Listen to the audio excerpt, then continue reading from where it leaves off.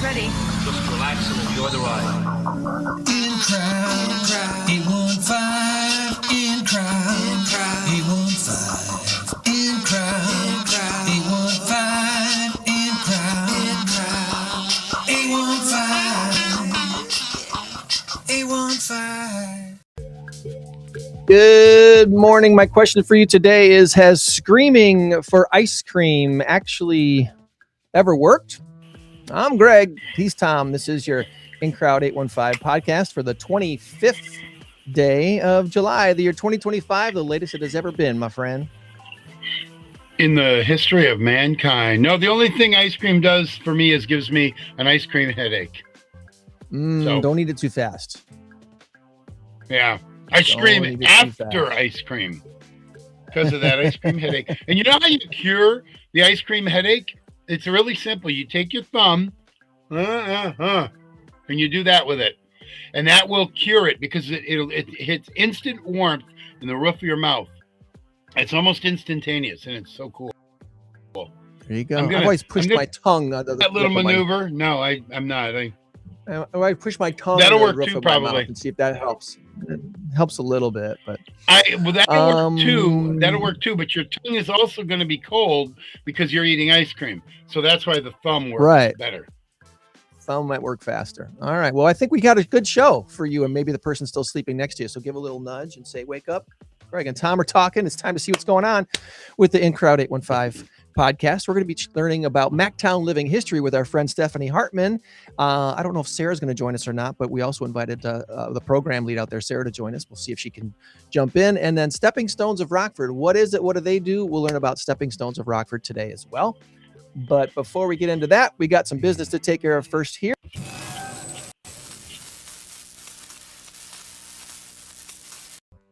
And our current race to 10 has me up by a score of 2-4. Our big number of the week, if you saw the graphic earlier, is not as big as usual, but it's a big number still. 14,000. There's your comma, Tom. 14,103. There we go. Thank you. Does it have something to do with Titanic? I'm making my comeback. Tent poles.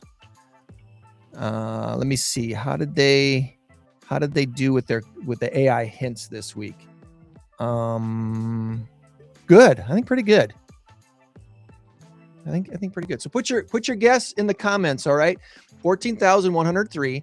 Guess either Titanic or tent poles. Tom has already sent me his guess on his phone, so I've got that, and we'll reveal the answer at the end of the show. Who knows? Maybe you win a shirt or a hat, or maybe lunch with the hosts of this podcast. It could happen. It could happen for you. You have better chances than the Publishers Clearinghouse sweepstakes. I promise you. Mm-hmm. Tom promises them too. Tom, I'm noticing now your camera, the difference in your camera, but I'm also noticing the difference in the audio. So I think the camera microphone is now being used on your system. You think so? Yeah. We definitely have a delay still. It's like about a 4 or 5 second delay. Okay, so do you mean that's yeah, but the delay is for like the last couple of months or so. My good computer back hopefully this week. I'm open. Here's open. All right, here's open. As we bring in our first guest today, I want to remind everybody that the next Masked Karaoke Trivia Contest is coming up on October 1st, 2026. We are going to be at the Tabala Event Center once again, but this time over $10,000 in prizes being given away to local not-for-profits, including an $1,000 grand prize for the winning team's not-for-profit, courtesy of Medicare 411. Thank you, Medicare 411, for jumping in and being an awesome sponsor again of our masked karaoke trivia contest. And as everybody seems to ask every time, do we have to be masked when we play this game, Greg? No. The masking portion of the masked karaoke trivia contest is the fact that the 12 teams playing, you'll know who their sponsors are. You'll know what businesses sponsored the team to play, but you won't know the not-for-profit they're playing for until the end of the evening. That's the portion that stays masked, so that the judges that are judging, they don't know which not-for-profit they're favoring or not favoring. They're just totally looking for the talent on the karaoke stage. And of course, our trivia master is simply judging what trivia questions are answered correctly. So if you want to get your team in, we currently have 4 teams in and room for 8 more. We only have room for 12. And before you ask why only 12, Greg, if we had more than 12, this contest would take all day. So we remember, every team is playing 3 rounds of trivia, and every team sings 1 karaoke song. So that's 12 songs. 12 songs and 3 rounds of trivia takes about 2 to 2.5 hours. If we add more teams, we'd be doing this game for hours and hours. And you know what? We're not into marathons here at the In Crowd 815 podcast. we like to try to keep things together well. So anywho, join us October 1st, 2026. If you don't want to play trivia karaoke, there are tickets available on our website that you could be a part of the audience and support this event and see this wonderful talent that we have here in the 815. You will be surprised. The 4 times we've done this contest so far, we have seen some amazing talent on the karaoke stage. It's been so much fun. And we've had some people who maybe couldn't sing very well, but boy, they sure could entertain. And we've had a blast. So come on out and join us October 1st, 2026 at Tabala events. More information is at incrowd815.com. All right. One more thanks as well before we get to our first guest, and that's thanks to Advice Marketing.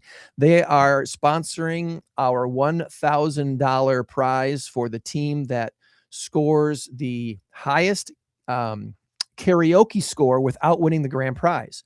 So if your team has the highest karaoke score, the best karaoke singer of the night, according to our celebrity judges, but you don't win the grand prize, you'll still win $1,000 for your not-for-profit. So thanks to Advice Marketing for that. All right. Our first guest is joining us today from Stepping Stones of Rockford, and her name is Sue Schroeder. Good morning, Sue. Good morning. How are you this fine Saturday? Not too bad for being this early on a Saturday. Let's see if we can get Tom back on the stream here, and as he resets his screen. There we go. Good morning, buddy. I think we got you. There we go. So, Sue, we want to learn a little bit about you. Are you a native Rockfordian? Did you grow up here in the Rockford area? I was born in Cedar Rapids, Iowa, moved to Freeport the summer between 7th and 8th grade, and graduated as a Freeport pretzel. Oh, all right. Went away to the University of Iowa, and don't hold it against me. Go Hawkeyes.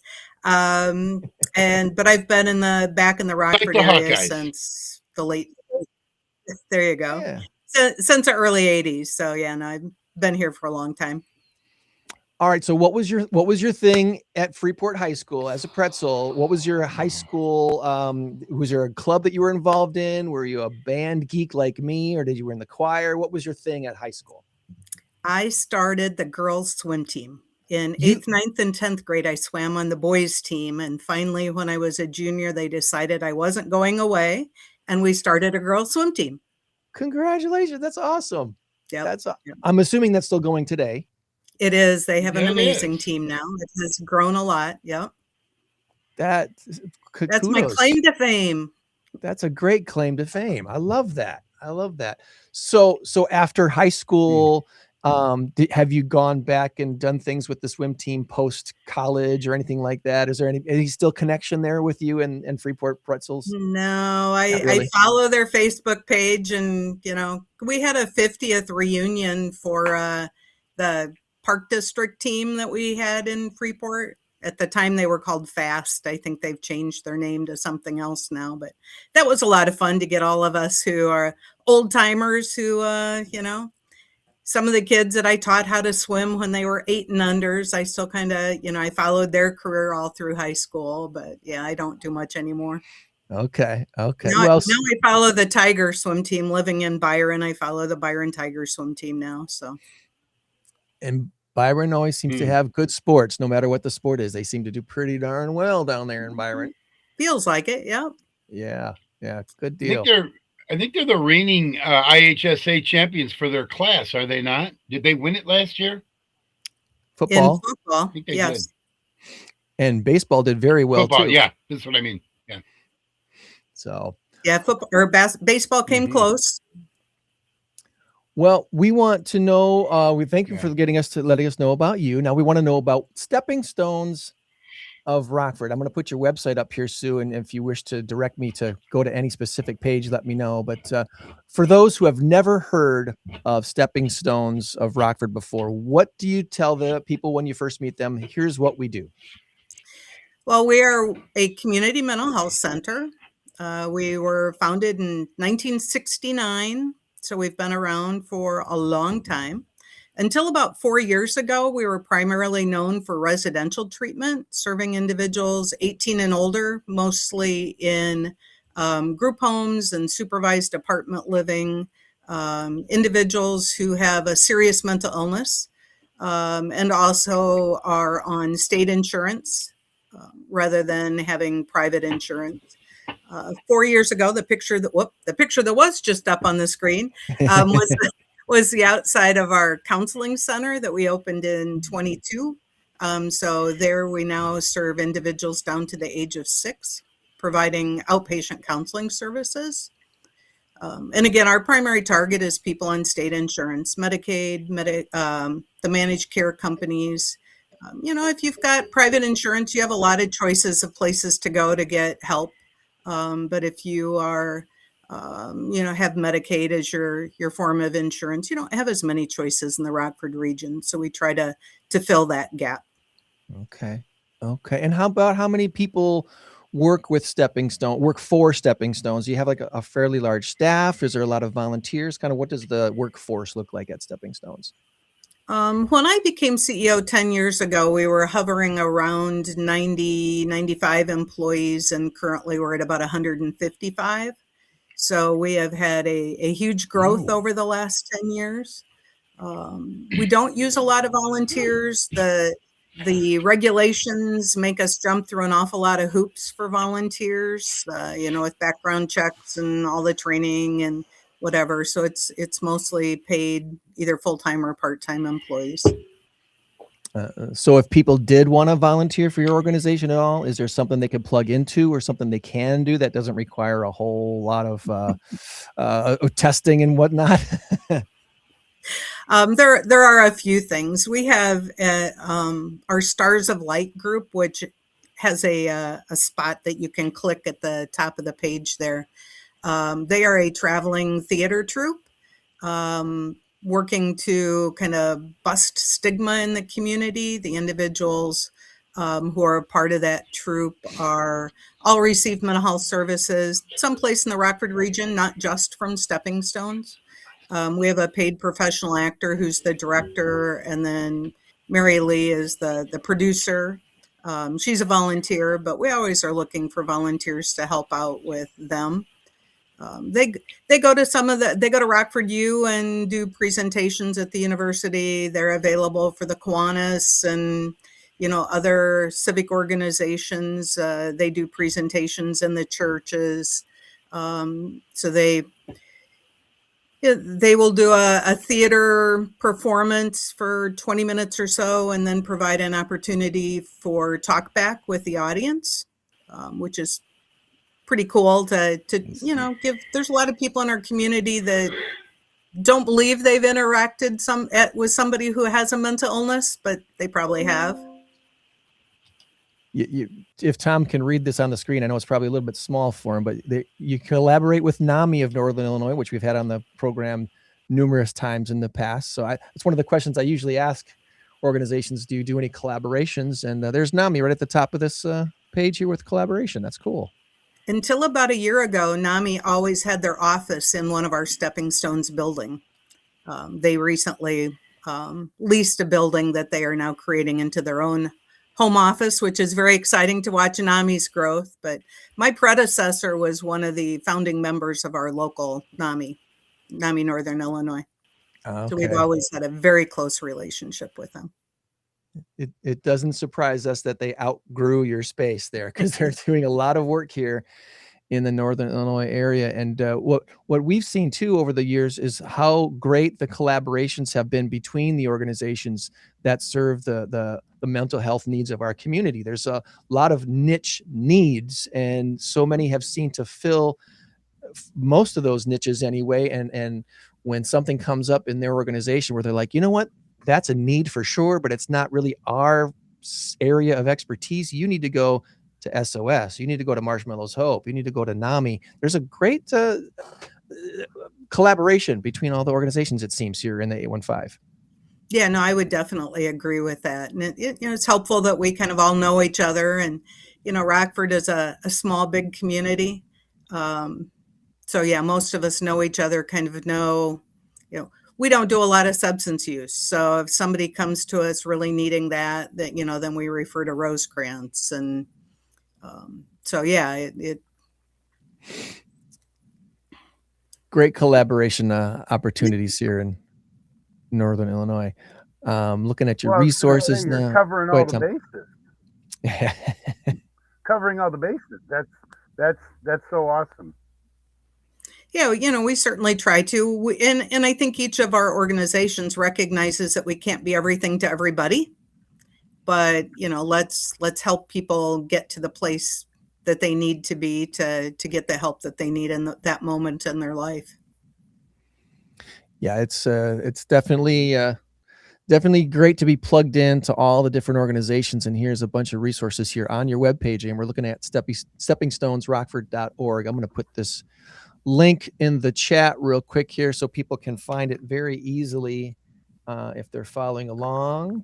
And we're getting some fun, goofy stuff on YouTube. Don't know who the crazy people are there, but okay.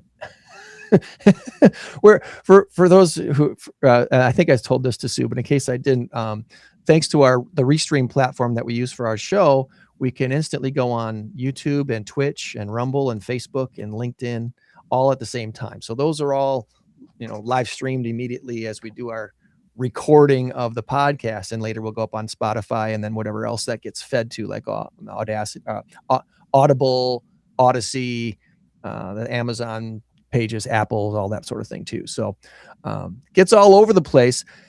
A lot of different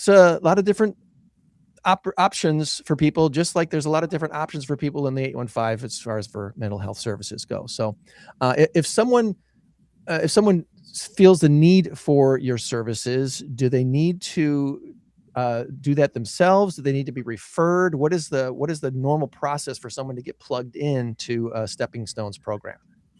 They can call our main office at 815-963-0683. And the receptionist will direct them to our admissions person, who is an amazing person named Rosie. And she will walk them through that process to help determine whether we are the right fit for them or not, depending upon what their needs are. Okay. And if I understand correctly, you've got a new office that's being put together, or is it already ready on State Street? We start to move in on September 8th. We've been in our current office building since 91, and with our growth, we have completely outgrown it. People have probably heard of bunk beds. We joke about bunk desks is kind of what we need in our current office. So we're moving into a much larger space, and we're going to be able to really expand our services for people who live in apartments and more independently in the community, but need a higher level of support than just seeing a therapist once a week or once a month. So we will be able to expand that. So we'll have more room to grow our administrative staff as well as our clinical offerings. It's a former Road Ranger headquarters on State Street, right at the entrance to Rockford University. So yeah, about 6 weeks of cleaning up and the last of the renovations. When I was in the building yesterday, they were still laying some flooring and putting on a second coat of paint. But it's getting close. And after we're done today, I'm heading to the office to do some packing. Awesome. Awesome. Awesome. That's literally across from Uncle Nick's, right? No, there's a Sherwin-Williams across the street. Well, I don't mean across the street, Where- across the parking lot. Yeah. Like next to it, and No, as you drive into the parking lot. there's the SUNY Business School across the street, across the entrance to Rockford University. Yeah, Yeah. yeah. So there's the Sunil Puri Business School. There's that building behind, I think probably behind you. Is it the YMCA offices or something like that? Yeah, the Autism Center. Autism Center. So there's a lot going on right there. But hey, you're going to be on State Street. Pretty easy to find. Absolutely. There's a bus stop right there, which is, the mode of transportation for many of the people that we see. So yeah, we're pretty excited. That will be another collaboration that we really hope to be able to develop is with Rockford University. Absolutely. Lots of good things happening at Rockford University. In large part, thanks to Dr. Head. The things that he did while he was there was pretty amazing. And they continue that on there with all the different programs that they're offering there. So is there anything else that we want to make sure we focus on with our talk today that you were hoping to make sure to get out on the podcast? Is there any events, any services, any programs that we want to make sure that we highlight with you today, Sue? Well, we're pretty excited. A couple of months ago, we opened a brand new group home with some funding from the Winnebago County Mental Health Board, which has been an amazing opportunity for us since the taxpayers voted for the half-cent sales tax. That funding source helped us open our counseling center in 22, and then our group home that we just opened a couple months ago, we were able to build from the ground up and designed it, and it is much more functional than the older homes that we convert into to residential settings for us.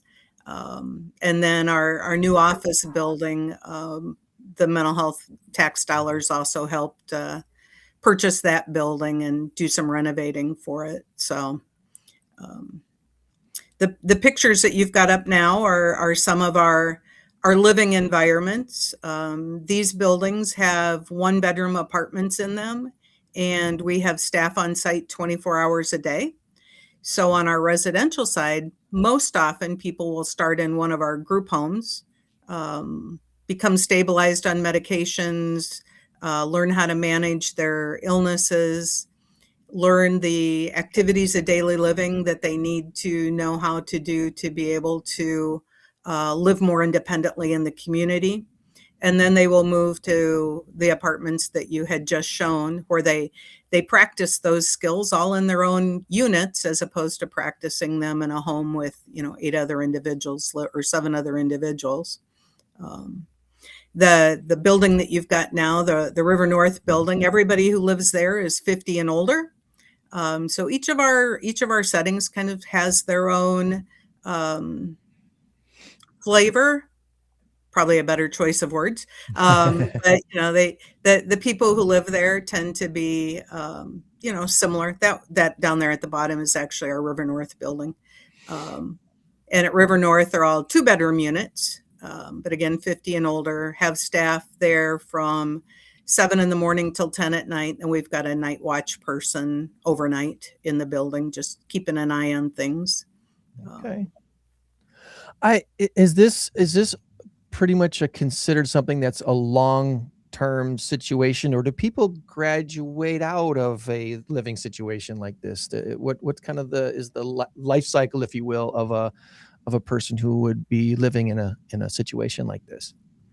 Well, much like our name, clients come in and kind of go through the stepping stones of levels of care. So they'll typically start in a group home and then go to one of the supervised apartments, and then we'll move into an apartment in a community with less supervision, but still pretty close supervision, and then we'll move independently in the community and might move to our counseling center and see a therapist once a week or once every other week. So they really do move through levels of care. The most independence is always the goal. Some people, because of the seriousness of their illness, remain in a group home for many years, and others move through pretty quickly. Depends upon, the individual and their illness and how they respond to treatment. And well, there's a lot of information. You have a beautiful website. Whoever designed your website, kudos to how they put this together. It's very well done. Stepping Stones, Rockford.org. Lots of resources here for people to utilize. Is there an upcoming? I'm looking for like an events page or something like that. Is there anything events or something wise that we want to make sure we talk about before we move on to some trivia with Tom and our next guest? Well, our current date for our open house at our new building is October 29th. Okay. In the afternoon, but I couldn't tell you what time because I'm not sure that we have completely decided on that. Our person who does a lot of that is working with the mayor and his schedule, because we really like it when the mayor can join us for our groundbreaking or our grand opening events. But that is the next event we've got coming. All right. Well, everyone check out steppingstonesrockford.org. Follow along there. Here we go. Facebook. We've got a Facebook page too. So I'll put that in the chat as well. This is probably a good place as well to keep tabs on what's coming up next. We've been putting up pictures of our construction as we've been going along. So there's a fun picture of an office that's filled with boxes as we're preparing to pack up our current office. Oh, there we go. Isn't that fun? This is called moving. It certainly is. Looks like a lot of work. As a realtor, I've seen things similar to this. This is a little extreme, but then again, this is an office situation, not a house. So an office that we've been in for almost 40 years. So there's an awful lot of stuff to move. We should probably thank someone for donating a lot of these boxes to help you move. Amazon has been very helpful with a number of employees who shop Amazon. Nicely done. Nicely done. Well, we sure appreciate you being on with us today, and don't go anywhere because we're going to need your help with some trivia transition with Tom here, and we'll bring on our next guest after I play this thing right here. It's time for Tom's Trivia Challenge on the In Crowd 815 podcast. Good luck.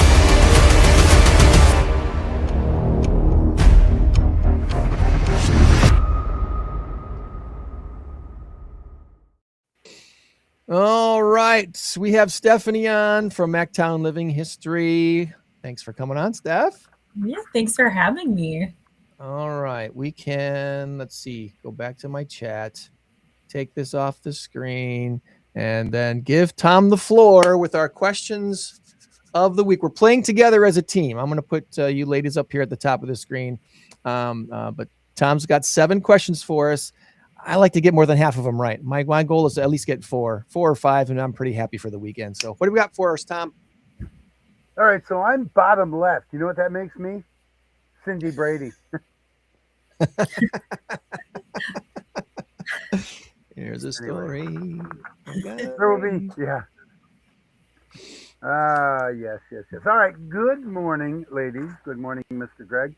One of the things about trivia that I always point out is that these questions are not designed to make you go, oh my God, I suck at trivia. Because nobody sucks at trivia. Seriously, nobody does. Everybody knows we're all educated people, period. That's enough said. Everybody knows the answers to these questions and a lot of other questions. Sometimes recalling them is difficult. That's why the whole team here, 3 of you, will succeed. I know you will succeed. Greg always says, I hope we get 4. No, I hope you get 7. But I'll settle for 6 or even 5. But not 4. Come on now. Let's do better than that. All right. it's a mixed bag of stuff. It's a mixed bag. So, all right, here we go. You ready? All right, question number bring it 1. on. What is the capital of New Mexico? The first 3 questions are always 50-50. Is it Albuquerque or Santa Fe? Once again, what is the capital of New Mexico? Is it Albuquerque or Santa Fe? I think it's Albuquerque. I can't spell Albuquerque, but I would guess it's the capital. And my first thought was Santa Fe. So it's 2-1. You can go with Albuquerque.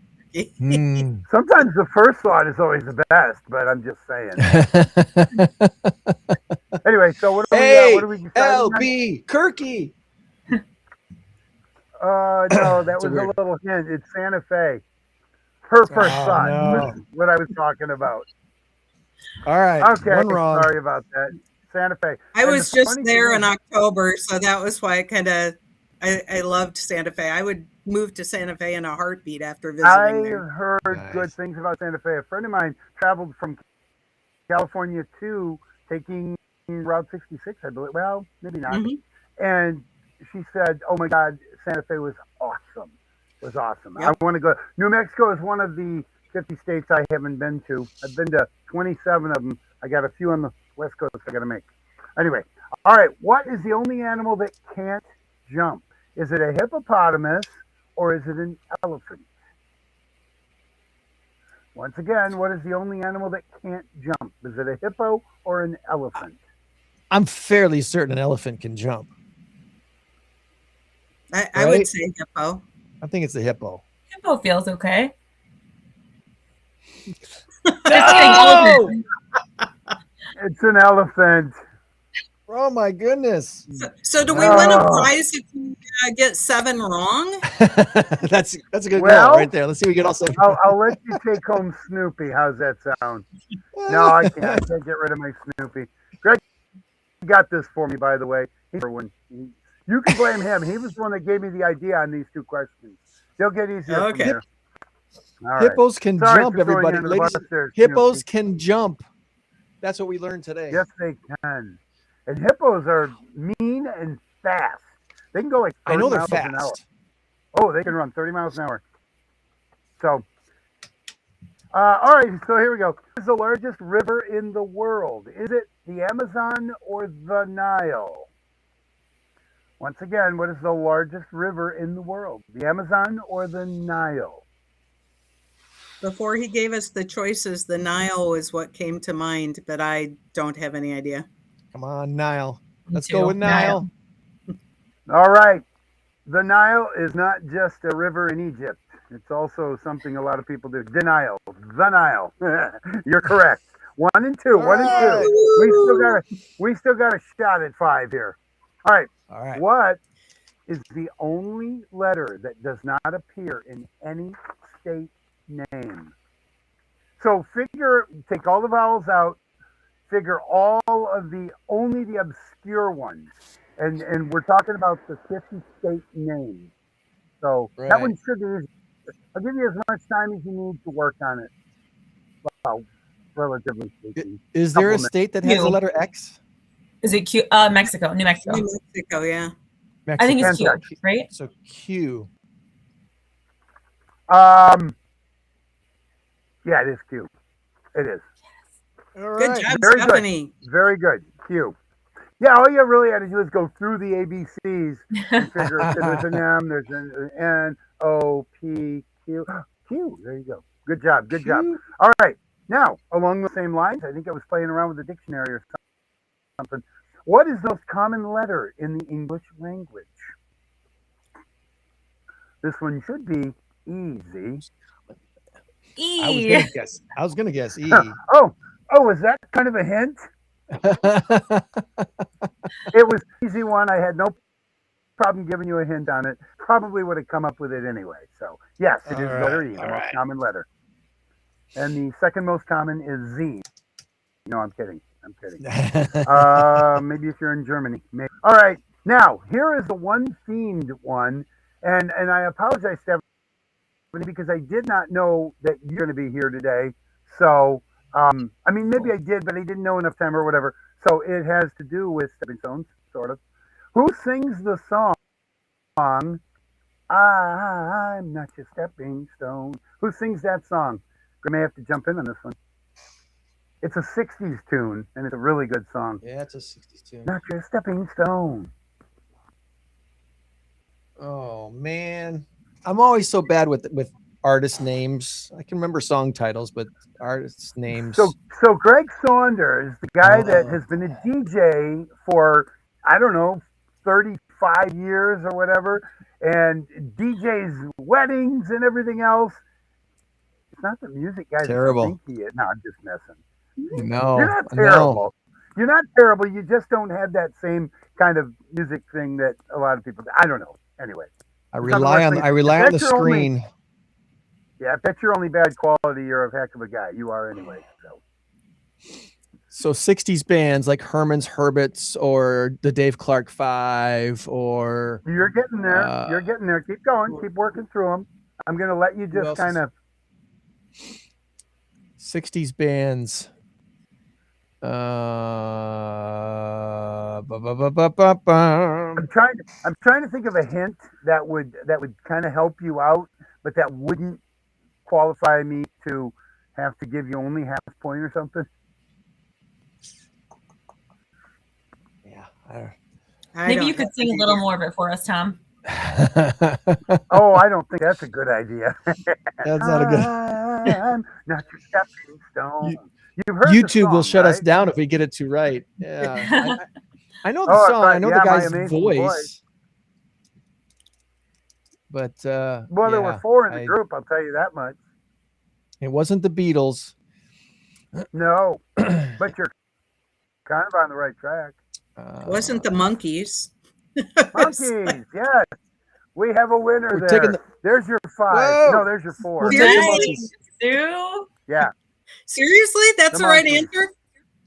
Honestly, yes, it is the right answer. Honestly, I picked that because it's stepping stones, but I honestly thought Greg would nail it. Sorry, Greg. I gave you way too much credit there.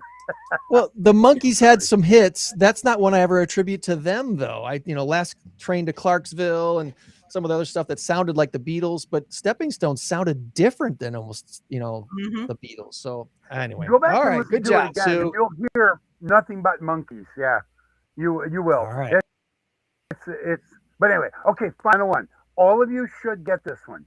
I deliberately made this one really easy. It's local trivia. Who is currently the longest tenured alderman in Rockford? I'm giving you a hint there. He has held the position since 1981. I do know this answer. I'm going to guess. I'm going to wonder if Sue or Stephanie knows who's the longest tenured alderman in Rockford.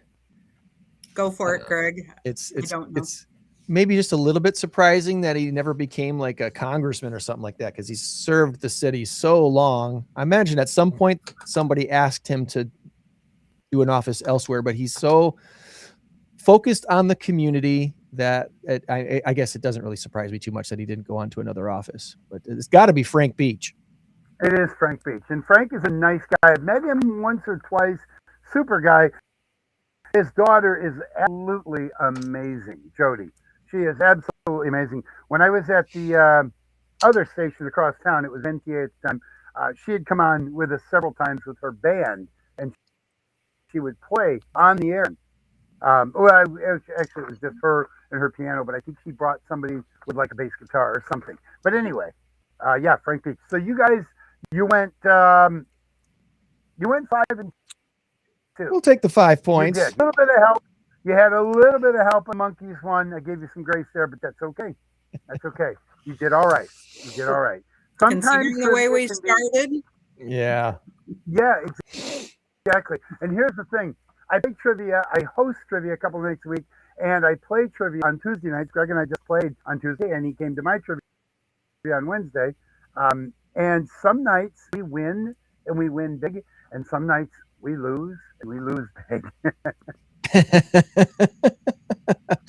We have a good time. Okay. Louis Tap House up in Roscoe every Wednesday night at 7. So it's a good couple of hours of fun, and they got great food up there too. So you can't go wrong to just hang out with some friends and see what you know. Absolutely. Ladies, I have one final question for you that Greg and I, this was our final question for all the marbles. We were leading. We bet it all, and if we get the answer right, we win it all. Which is, that's why you do that. On the TV show King of the Hill, what is Hank Hill's wife? Her name is Peggy. What is Peggy's profession? Any ideas? I can honestly say I've never seen 1 second of King of the Hill. I have no idea. I have not watched it. What either. about you, Stephanie? Okay. No. All right. Go ahead, Greg. The question that they originally asked was, what town is the show Bob's Burgers, the fictional town that Bob's Burgers is located in? And nobody in the room knew the answer. So we got a second chance. But we were leading by 1 point over the whole room, and we bet all of our points. That was tough. And then, so did everybody else. Everybody, yeah. Sorry, Greg, it's that delay. It's driving me nuts too. But next week, hopefully, my computer will be back. But anyway, it was Seymour's Bay is what it was. Nobody knew it. That's a bad question. So he gave us an alternate question, which was the one I just asked you. The answer is, we put down teacher. We were correct. He is a teacher. But he was looking for substitute teacher, and specifically substitute Spanish teacher. I did tell him, I said respectfully, I said, if you would have said we need to be specific, we would have been more specific. He said he would have taken substitute teacher. We even said, a couple of us said, no, substitute teacher, right? Yeah, teacher is good, I guess. We kind of all agreed on it. Anyway, all right, that's it. I've probably vented now. Did anyone get it right then, down to the specifics? Yeah. There were two teams that did get it right. There were 2 teams, so and they split. They had to figure out with another tiebreaker who took first and second. We were first. Those 2 teams were tying or going second and third, sort of. But since we had missed one, then they became 1 and 2, and then they had to fight it out for place. And I don't remember what that question was. Didn't care. I was. We were bummed. Yeah. What was it, Greg? Do you remember? The final question had something to do with how many something, and the answer was like nearly 200. I can't remember what it was, but it was, yeah. So lesson learned, specific answers. That's right. Yeah. Be specific. Yeah. How specific we do we need to be? Said substitute teacher, and we should have put it down. And I was the one that wrote it, so I should have put it down. I should have. Because you know what? More information. It's always good. And it was relevant because the King of the Hill show is back. Hulu has brought it back after it was off the air for 10 years or something like that. It's been a while since they made new King of the Hill shows, and now it's back on Hulu. I know you the kids are older. You ladies have never watched it, but the funniest line in that whole thing is Hank Hill to his son Bobby's room, and he's got a cheerleader outfit on, and he goes, "Bobby, there better be a naked cheerleader under your bed." oh my God! I almost rolled off the couch when I saw that. On that note, Sue, we'll let you go. No longer a family show. I'm so sorry. Wow. We just took the PG-13 off of our wrapper here on YouTube. Well, you have a great rest of your weekend. We'll look forward to catching up with you again, especially as you have events and stuff down the line. We want to help you promote those things. So make sure to keep us in the loop. All right, Sue? We'll do that. And thank you so much for giving me the opportunity this morning. Absolutely. Enjoy the rest of your weekend. Well, we love you. Bye, Sue. Yep. Bye-bye now. Bye, Stephanie. Have a good one.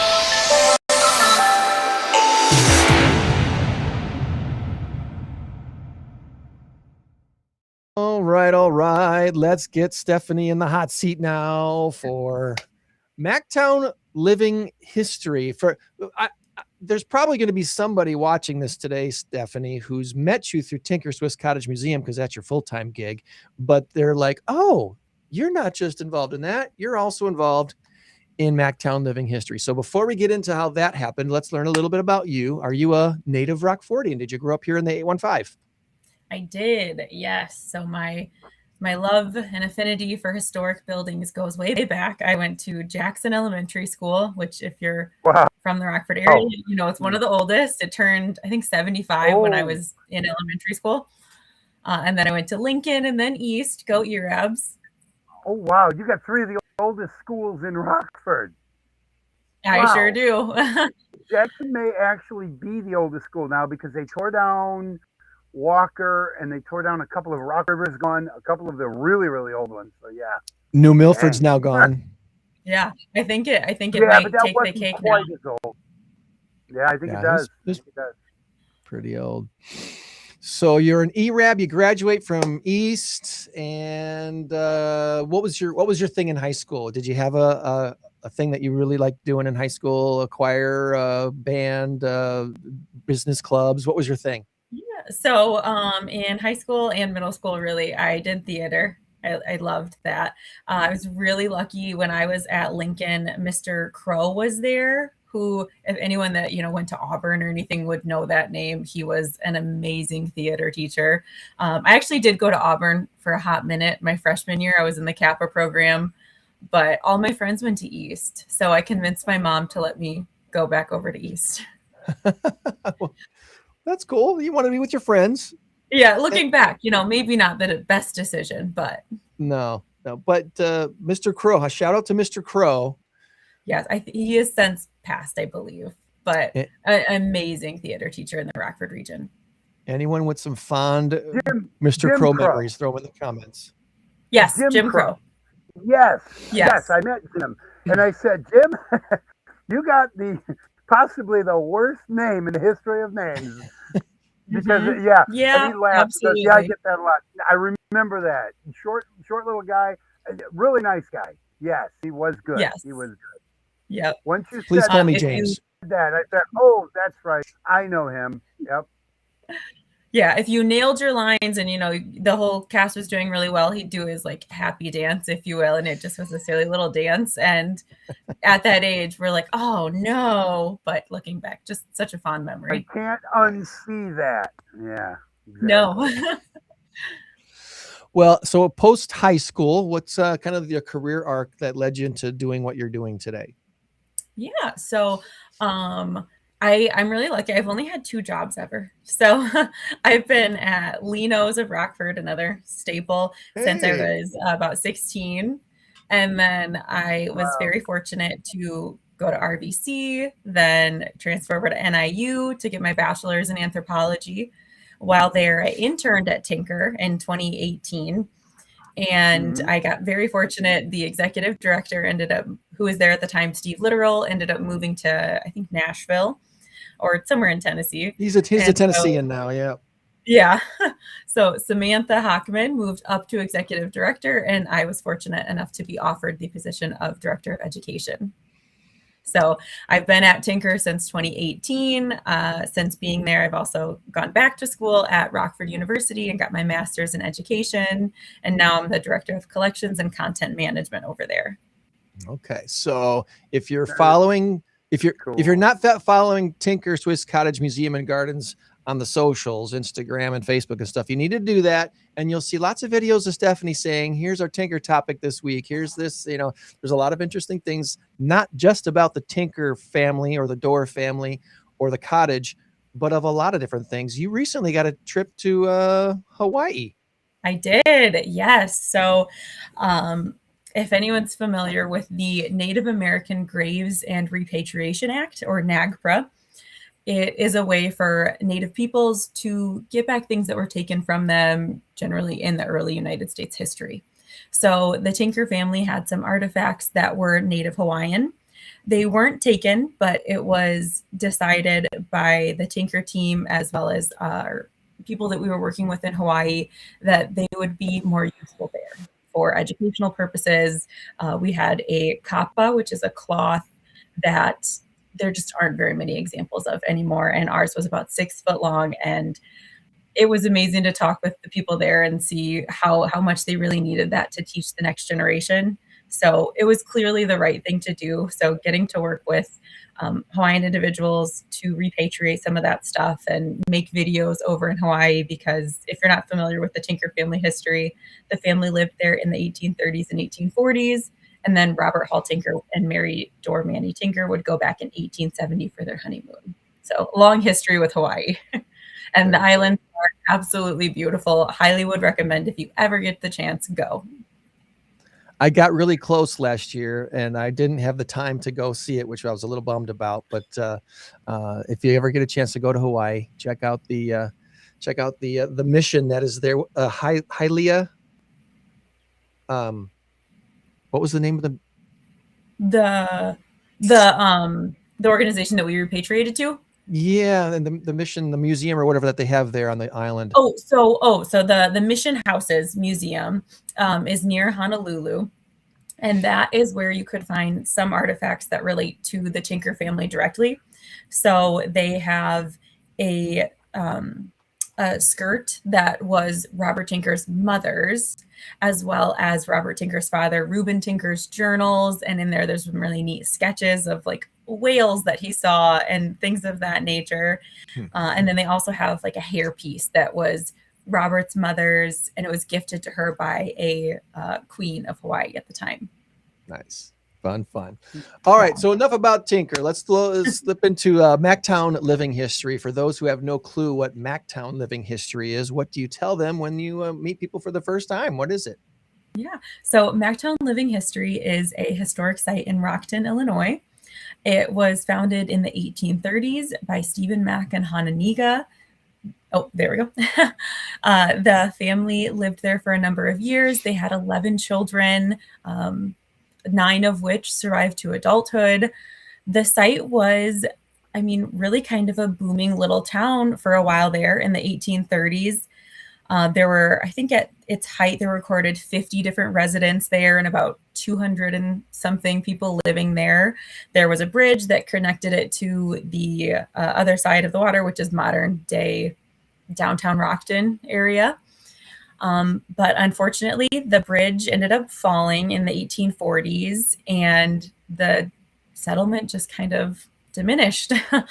So if you go there now, you can go see authentic 1830s buildings. So there's the Whitman Trading Store, there's the Mack House and the Stevens buildings. Yep. Oh, so the little brick one you see there, that is the Whitman Trading Store. And then we do all sorts of events all year long where we bring in interpreters. So you can get to know a little bit more of that early Rockford region, Winnebago County settler lifestyle. Stephen Mack was a fur trader, so you can learn more about that. There were soldiers that lived here at different points of time. Hannah Niga was a Native American. There's a little bit of discourse about what tribe exactly she was related to, but certainly a Native American in the region. And there's both historic and prehistoric things on this site. There have been archaeological digs aplenty, and we still do them currently. So if you're interested in that, I highly would recommend coming out in September when we'll be doing some special archaeological stuff. But they have found things dating back thousands of years at this site. Rockton's got quite the interesting history, doesn't it? It's interesting to see that it could have been Rockford. You know what I'm saying? It could have. Yeah. It was that point at that point in the geography of Northern Illinois that had that bridge lasted longer, had things. Maybe the trail had gone through Rockton instead of where Rockford is now. Yeah, absolutely. It's got that waterway, which is such a pivotal part for those early settler societies. So Macktown, obviously Stephen Mack. At some point, somebody said, "Let's call this Rockton instead." Do you know the story of anything about that change? Oh, I'm not sure. So actually, when they first moved there, it was called the Pecatonique because it was on the Pecatonic River. And then ended up being called the Macktown Settlement. On the other side, forgive me, I'm terrible with cardinal directions. So on the other side of the river where Rockton is, that is where Walt Whitman started kind of building over there. I'm not really sure how they ended up on the name Rockton, though. I've not heard that story. Okay. We're looking for that story. How did Macktown become anyone Rockton? Knows. Somewhere there's a story on that somewhere. Yes, absolutely. It seems that Macktown living history has had what's the word? It's just a pickup in interest overall in the last few years, and the organizations just build a building or inherit a building recently or something that's kind of gotten more attention? Am I missing something on that? Event space or something? We haven't built anything real recently. The newest addition was the education center. And I want to say that was in the early to late aughts, if you will. But it's a really lovely center, and it's great for hosting parties, special events. A lot of the events at Macktown start over there. That's where the gift shop is. And it's got like a little kitchenette area. It's got working restrooms. So it's a great rental space. And then you can make your way down the pathway to go see the actual historic buildings on site. Okay. All right. So it looks like maybe the next thing on your calendar, September 13th, as far as Yes, we've got our Stephen mac and cheese cook-off. So a little fun play on the words there. So we are inviting local businesses to supply tasting samples of their best mac and cheese, and visitors will get to be the judge of that and figure out who really does have the best mac and cheese. So it's just a fun way to get people out to the site and support Macktown. And, you know, all that money is going right back into the programs and events hosted at Macktown. Nice. Good deal. Good deal. Well, let's throw up here your Facebook page as well and make sure people can follow along. Yes, absolutely. And I do always like to point out Macktown is totally volunteer run. So there is no staff. So we're always looking for more volunteers. If you are interested in either history, prehistory, archaeology, anything really. They're always looking for more volunteers and interpreters and people to help with running the site. Okay. As far as the history of the organization goes, what can you tell us about the history of the organization? Was there ever an employee that you're aware of, or has this always been a volunteer led effort? I'm not aware of any employees ever. I know that originally, I believe it was all the Rockton Historical Society at one point. Okay. And at some point way in the past, Macktown Living History and the Rockton Historical Society kind of separated into two different entities. So when you visit Rockton, there is actually a Rockton museum that you can visit that is different thing from Macktown Living History. But yeah, I'm unaware of any paid staff members in its history. Okay. Well, if somebody wants to help out, there's again links on the chat for macktownlivinghistory.org and the Facebook page that we're looking at right now. Events coming up here October 23rd and 24th. Yes, Lincoln and Liberty. Lincoln and Liberty is so cool. If you visit that weekend, you're really going to feel like you've been taken back in time. I feel like it is such a good representation of that era of history. And there are so many different interpreters showing all different life ways from that time. So you can walk around all over the grounds. There'll be tents set up with different people showcasing just different aspects of that era of history. Nice. Very funny. Are you looking for actors or anyone else to help with that, or is that already set? Oh, I'm sure we are always looking for more interpreters. The more, the merrier. All right. So definitely send us a message if you're interested in that. Also, I should say we're always looking for people who are interested in costuming. That can be a difficult one. The Amazon dresses don't always do it. So having people that are into sewing and know how to do those things is a wonderful gift to have for historic sites. So if you've got that skill set and you're interested, please send us an email. We're looking for costumers. Yep. Go ahead, Tom. Well, the building that we're seeing that was built in the 1830s, did you say? Mm-hmm. Yes, so that is incredible. What has been called the Whitman Trading Post in the past, and I think that might be still what the sign says, but now we refer to it as the Whitman Store. Minor changes. Okay. Yes, so when you go into that building on the far right door, it's set up like an actual little store in there. It's so neat. There's all sorts of like vintage things that you can purchase. It's great. It's always fun to drive through Rockford and see the handful of these buildings that are just made out of stones, like the Dairy House ice cream, that old building out of that stone building it's Yeah, and Macktown is just about 5 minutes away from Dairy House. So, next time you're grabbing some delicious ice cream, stop on by. And you can always walk the grounds, sun up to sundown. You don't have to, pay for a tour or anything for that. We have little walking tour guides that you can take, and there's plenty of signage around.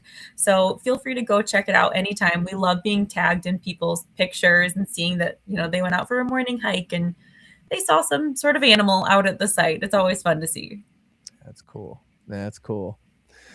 Welcome to Macktown, a place where history comes to life. Macktown Living History, always open. Freeport Road, 2221 Freeport Road. Right next to the golf course also, so play a little golf, stop by. Well, Greg and I have been known to swing a few clubs here and there. Yeah, there are some of the what's the term? I don't golf. Some of the holes that are like butting right up to Macktown. You can see the golfers on their golf carts as you're walking through the site. You can see the Red Barn Golf Course to the south there on Wagon Wheel Road, and then the Macktown Golf Course right there. That's basically surrounds the Macktown Historic District here. Yes. And your location, are there houses in this, or the forest preserve is all, there's no houses in the forest preserve? There are, sorry, I'm blind. There are houses that are right to the right. Well, I guess it's not. If you're coming from the way that I usually drive. Indian Trail, over here on Indian Trail, I think there's some there are a condos couple and over houses there. here. Yes. Behind the China Palace, if you've ever been to the China Palace on Route 75. Exactly. On that side, there's a couple houses. Okay. And then it's a beautiful site. And then you can walk right up to the river, get gorgeous views over there. Over here, I think, is the church by the side of the road. Yes. Yep. Right. The little tiny church, which I'm surprised it's not. There it is. Old Stone Preschool. There it is. Church by the side of the road. I wasn't kidding. Yes. There's the church by the side of the road at School Street in Black Hawk. Yeah. So I don't know if you guys remember the wagon wheel. My mom has told fond stories of it, but that was right up here. I absolutely do. We spent some time there, and I think it burned down in early to mid 80s, and then they tore the whole thing down about 5 or 10 years later, I believe. Yes, but I think that the church was part of that at one point in time, or like close to on the property. Okay, that would make sense. I've seen photos of the grandeur of what was the Wagon Wheel Resort back in the day, and they had an ice skating. They had an ice skating rink. What was her name? Janet Lynn. Yeah, practice there for the Olympics at the Wagon Wheel. Yeah, it's so neat. Like when you were talking with Sue about just how interconnected the Rockford community is and all of these things. Macktown is part of the Small Museum Summer Pass, which is a really neat program we're doing this summer. It goes from May 1st through September 1st. There are 7 local historic sites on this Small Museum Summer Pass. And if you visit all 7, you just get a signature at each spot. Then you turn your pass back into the Tinker Swiss Cottage Museum, and you'll be entered for a chance to win a prize. Okay. So, all right. Just a good way to benefit all of our local museums. We have so many great ones here in the Rockford region. It's very common to have a conversation with someone and find out that they've never visited Midway Village Museum or never visited Tinker Swiss Cottage Museum and Gardens. And it's like, I've lived here all my life. I'm 40, 50 years old or whatever. And they're like, why haven't I visited these places? Well, make this the summer, the fall, to go out and see these places that you've never been to, or maybe you've only been to once as a kid, and see what's out there. There's so many interesting things to see and do. And Macktown Living History is one of them up there in Rockton. So check that out. I like to play around a little bit with AI to get some questions for our guests. So you're going to be our AI questions of the week here, Stephanie. All right. Ooh, okay. They'll probably be easier than the trivia questions. Fingers crossed. I told Gemini I was interviewing Stephanie Hartman, part of Macktown Living History, and was looking for some good questions. So Gemini said, here are 3 high energy questions tailored for your podcast interview with Stephanie Hartman, Vice President of the Macktown Living History and Director of Education at Tinker Swiss Cottage. So the first question says, this is the what if and Stephen Mack vision question. Stephen Mack had a massive, ambitious dream for Macktown back in the 1830s that was cut short.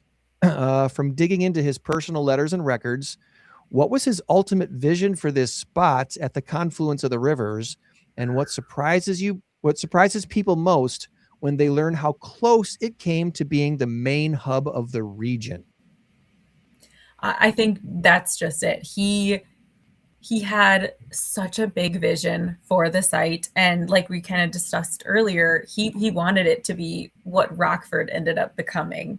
He wanted it to be a hub of economy and industry, and he helped start the first school in Winnebago County right at Macktown. He wanted the next generation to be more educated, and he just had such high hopes. So it is such a shame that due to the bridge collapsing, and also around that same time was Hananiga's passing, and she, from some of these letters and from the obituary, she was kind of like the lifeblood of the site. She had the heart, and she pushed him to kind of pursue his dreams of building this amazing site. So I think when she passed away, that really aided in the decline. I've been having a lot of conversations lately about how the fact that human education, human intelligence is not a linear thing that goes like this. It's not a line on a graph that keeps getting better, more and more and more. It goes like this because of the people that are alive and when they die. And like Tesla, when Nikola Tesla died, some amazing ideas and inventions died with him because nobody knew what he was talking about. He was way beyond us. Right, exactly. If you can't decipher his writings, then you're like, well. We still don't know how they built the pyramids in Egypt or Machu Picchu or all these places. It's like the people that knew how to do that, the knowledge died with them, even though they probably tried to pass it down. It just was beyond a lot of our human capabilities. So, Right. yeah. So it's to hear the story of Hananiga passing, when she passes, kind of the vision dies with her. That makes sense to me now. It didn't make sense to me 10 years ago, I guess, but it's making more sense to me as I get older and realize, yeah, intelligence of humans is not linear. It's very, I think the word might be static. It's very static. It's going to go. Yeah, there's a lot of factors. The second question it gave me, archaeology and hands-on discovery. Macktown is not just a static museum where you look through glass. You actually have active archaeological digs uncovering thousands of years of Native American and early settler history right out of the dirt. What's the coolest or most unexpected artifact that you've seen that's been pulled out of the ground here at Macktown? Okay. There's been many like arrowheads, which are always really cool. It's just neat to see that. But there was also a ring that was found a couple years ago when we had it on display for a while. I'm not sure if it's currently on display, but it was really neat to see just like an early metal ring. We just don't really think of that always when we're thinking about prehistoric times. So that was really neat to see. Okay. So something out of the 1800s anyway, or? Yes. Yep. Late 1700s, 1800s, a ring. Okay. All right. And then finally, community energy and Macktown After Dark. Okay. Between Macktown Sundays, hands-on field trips, events like Macktown After Dark, you're constantly bringing history to life for new generations. For someone in the State Line area who's driven past Freeport Road 100 times but never stopped in, what's the single experience that turns a first-time visitor into a lifelong fan? Maybe it's something that happened to you, Stephanie, and that's why you're involved. I don't know. Right. So Macktown After Dark was an event we held last year. It was our primary fundraiser. It was a lot of fun. It's something we'll probably do every other year, but it was wonderful. I would say what I think is such a a big part of people coming back again and again is getting to interact with the reenactors and watching them in real time. I got to see a gentleman take just like a piece of iron and turn it into a really cool, like it was like a key hook that he made, and it had leaves and so much detail to it. And I'm watching this guy do it in real time with just like a little chisel and like heating it up. And that's such a unique experience that you can't get everywhere.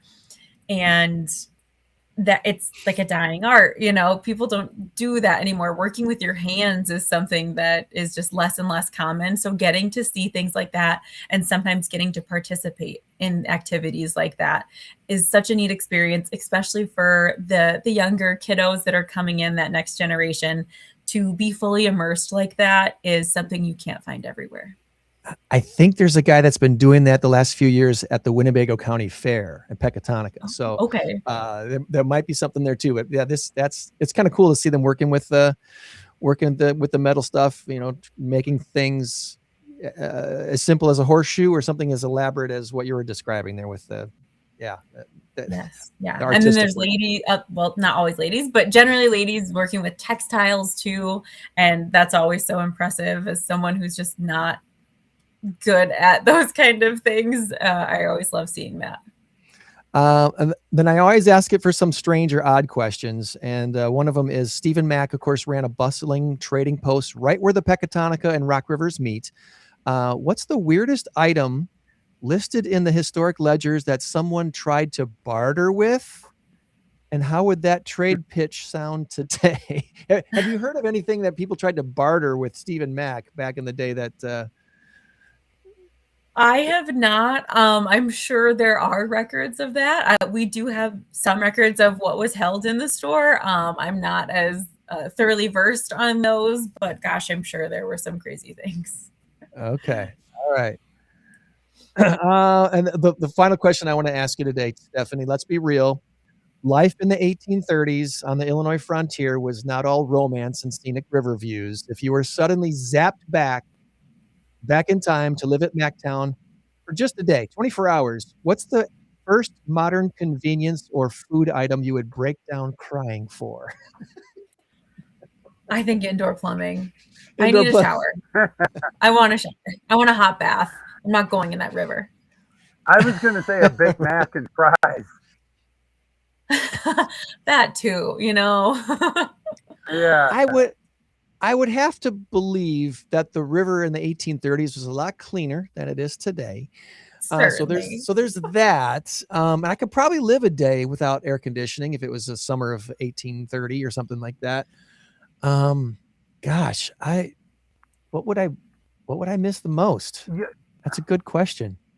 The funny thing is, Mississippi got its name from the Rock River because it means in Native American, it means clear.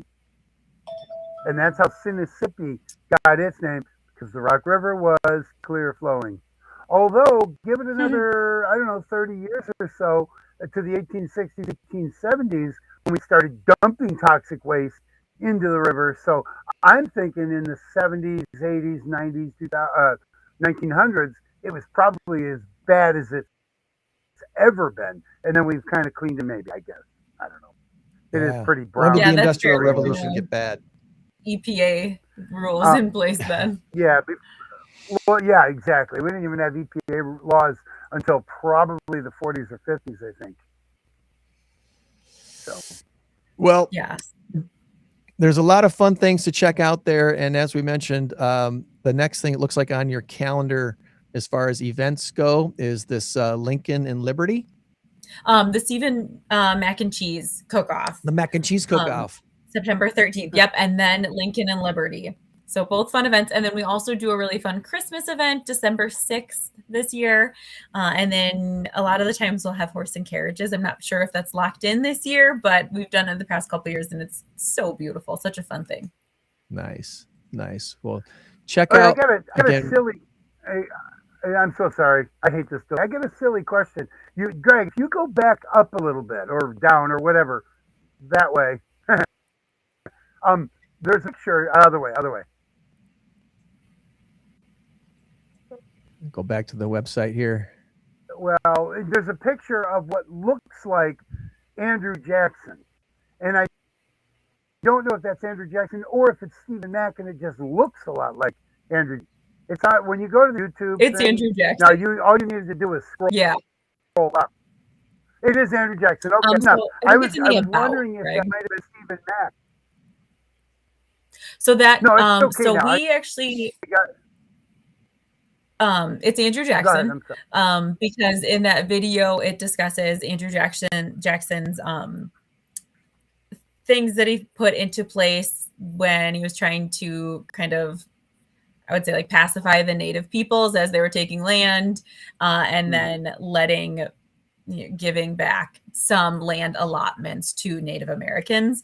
So via Stephen Mack Jr.'s marriage with Hananiga, they were able to purchase a lot of the land for Macktown. Gotcha.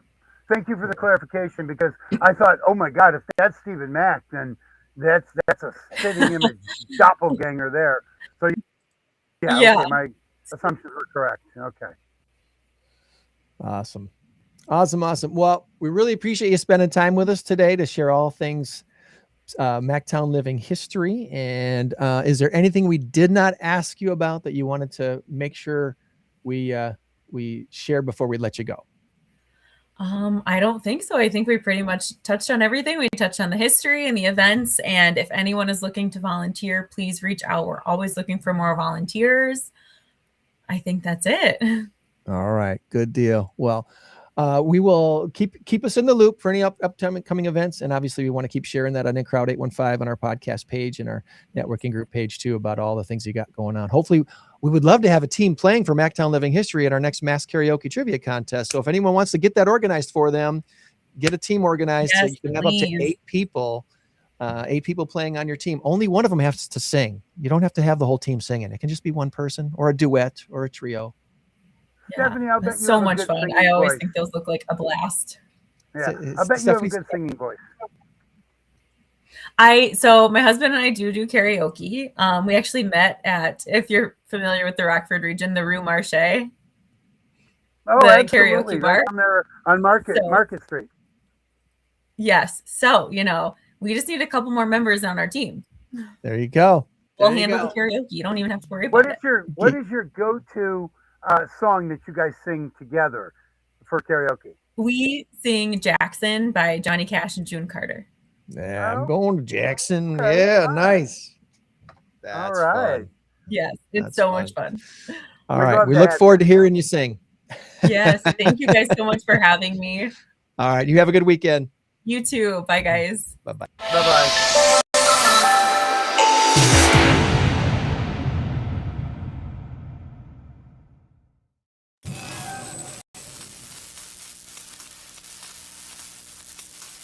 Good show. Good show. Let's wrap things up with our big number of Okay, but before you do that, 1 second. Here's what I'm going to do. I'm going to hold up one finger, and I want you to tell me immediately when I hold up the finger and when I am now holding up a finger. And I want to find if the delay is just with them or if it's just or if it's with you as well. Okay. How am I going to do this? You tell me. Yeah. Holding up a finger now. Now it's down. 1. Oh, okay. So there is a slight delay still. Yeah. Yeah. Okay. It's still so a good 3 to 5 seconds. For there it's like 2, but it's like 4 or 5 with guests. I don't understand why it's doing that. I'm gonna have to go into the computer. Maybe I've got it on some sort of a delay or whatever, because it's a pretty good computer here. It's the one I'm using for trivia, and it hasn't failed me yet. So well, we'll see what we can do. I know that we don't have a lot of time. I don't remember. Yeah, I know we don't have a lot of time, so we can't really talk Packer football. But we need to put aside a little bit of time for it. And since training camp starts this week, maybe next Sunday, Saturday, we can throw in a little, 15 minutes of Packer talk. Next week would be a good week to do that. So let's plan on that. Next week, we're going to be chatting with the Ken Rock Community Center. At least that's the plan. Hopefully we can still get them on Ken Rock Community Center next week on The InCrowd 815 podcast. Big number of the week, 14,103. Does it have something to do with Titanic or tent poles? You gave me your guess, and I'm changing the score now and telling you that the Marine War Risk Insurance Company, known as Lloyd's. Remember Lloyd's? Lloyd's of London? It's the only Lloyd's I know. Lloyd's of London. They've been in business for over 300 years at its London headquarters, not far from the 17th century coffee house that it was founded in. The underwriters handle about 10% of the world's marine insurance and about 33% of the war risk coverage. This, according to the New York Times. Today, that includes ships traveling through the Strait of Hormuz, which premiums for that have soared since the start of that war, obviously. Fortunately, as of June, none had made it into the company's storied loss books. They have these big books called loss books that date back to 1774. And of course, it has a 1912 entry for that big boat, the Titanic. That was insured by Lloyd's of London. So congratulations. You guessed tent poles, and you're getting the point. Yes! There's a new Guinness Book of World Record holder for the largest blanket fort. It's in Vegas. Surprise, surprise. Local residents and high school students in Las Vegas, Nevada, they built a blanket fort that measured 14,103 square feet. It was designed by engineering students that included hundreds of sheets, bed sheets like you do in your own house in your living room. As you built a blanket fort as a kid, right? Well, when my wife gets ahead of me, that's where I sleep. We usually propped ours up with the chairs, the backs of chairs and stuff, but you might use tent poles or ropes or pipes or binder clips. And after an inspection by an official Guinness adjudicator, it ensured that the tent fulfilled all the requirements, including allowing a person to sit comfortably inside. The 14,103 square foot fort has been deemed the Guinness Book of World Records holder for the largest blanket fort. Making my comeback. Can you remember when it was 4-0? I don't remember that. That was a long time. I do. It was so painful. I was trying to throw it on that fifth one. I was literally trying to guess wrong. And I know you were, and it changed your fortunes. That's what changed your fortunes right there. Coming for you. As far as shout outs this week, I didn't write any down, but I do want to make a couple of them real quick. We had Stephanie on, whose employer is the Tinker Swiss Cottage Museum and Gardens, had their annual ice cream social last Sunday, and my wife and I volunteered at that, giving mini tours of the cottage. Kudos to them for another great event. Kudos to Iverson Painting for hosting their annual appreciation picnic at the Rivets game last Sunday afternoon. That was a lot of fun as well. The World Baseball, Women's World Cup Baseball started this week, and I got to go and help with that on Thursday night and watch the USA beat Mexico. I think the final score is 25-5. It was brutal. Wow. That second inning, the USA put up 13 runs, and before the second inning ended, I think Mexico had used 5 or 6 different pitchers. It was rough. Last night's game, the U.S. and Australia, was a little tighter. It ended up being 10-5. So the only team right now that I think USA has to worry about is Canada. Canada, I believe, is still unbeaten, and they're looking pretty good too. They've got some good pitchers. That game, I believe, is tonight, 7:00 at Rivet Stadium. Oh, that is awesome. I may go to that. At Rivet Stadium, huh? Rivet Stadium. Okay, because my son Matthew took the boys on a bike down to Sports Corps where they were playing some of the earlier games, and I said, "Oh, dude, I wish you would have said something. I would have went with you." But anyway, so I'm kind of dying to go see it. What's it cost to get in? Do you know? I think it's $10. There's a game at 11 and a game at 3, and then the USA team plays at 7. And there's also tomorrow. Tomorrow's the last day of the tournament with games at 11, 3, and 7. There are 6 teams playing in the tournament. So each team plays all the other teams once. So it's a 5-day tournament. And the USA being the host country, they get the prime time game at 7 o'clock every night. All the other teams have to shuffle around a little bit. So there's your home field advantage, if you will. So tomorrow night is the winning game, right? But the USA tomorrow night. No, they play every day. It's not a round robin tournament. It's every team plays every other team. So it's 6 teams, 5 days. So it's every team plays 5 games. Wow. Okay. Yeah. So tomorrow night, honestly, just being honest, the team that USA plays tomorrow night is Hong Kong, and I don't know how well Hong Kong's been playing. When did they play Canada? Is that tonight? Tonight at 7. Yep, Saturday night. Tonight at 7. So, given what has happened in the Olympics, we won men's, women's, and the Paralympics gold, beating Canada all 3 times, and then and we beat Canada in hockey. No, 2 in hockey, yes, for the Winter Olympics, and then we beat Canada in something else too, didn't we?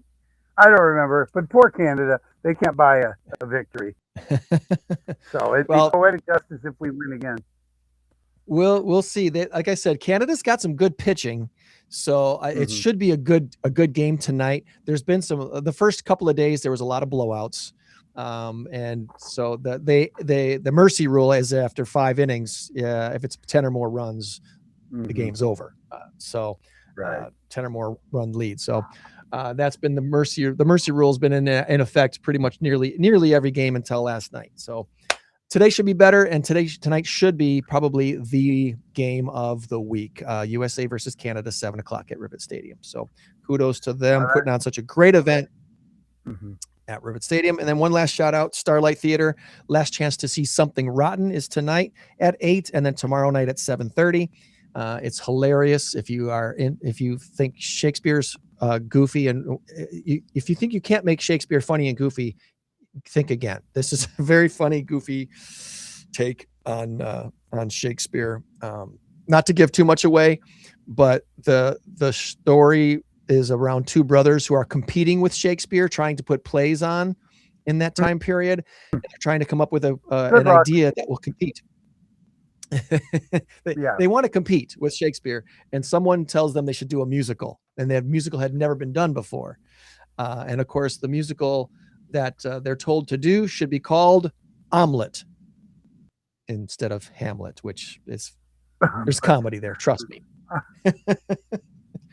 Trust me. There's a lot of comedy. That's it. I have one shout out. So check it out. All righty. And it's kind of a negative shout out. I'm watching Fox the other night. I was watching Gutfeld. I love Gutfeld. And Molly Hemingway was on, and she made a comment, and she was spot on, and I wish everybody could hear what she had to say. She was going off on these people that sit in a restaurant or in a gas station or where they are with their speaker phones on, and they're having a conversation. Why do you do that? And my God. And you know what? You don't know the other person, so you don't know what kind of reaction you're going to get if you go up and say, hey, you know what? I can hear your phone. I was in the McDonald's the other day, and he was not old, but he was older, having a conversation with his girlfriend or his wife, I don't know, and I wanted to go sit right next to him and crank up some AC/DC on my phone. Say, I'm sorry, I couldn't hear you. What were you saying? You know, Brian Johnson's a little loud, don't you think? Maybe stand next to him and say, why are you buying that car? You know, just enter the conversation and start saying ridiculous things. Yeah, exactly. Yeah. Doing my ABCs backwards. ZYXWD or TSRQPO. No. Okay. I get backwards, you know. Anyway, it's my one claim to fame. I can bark like a dog.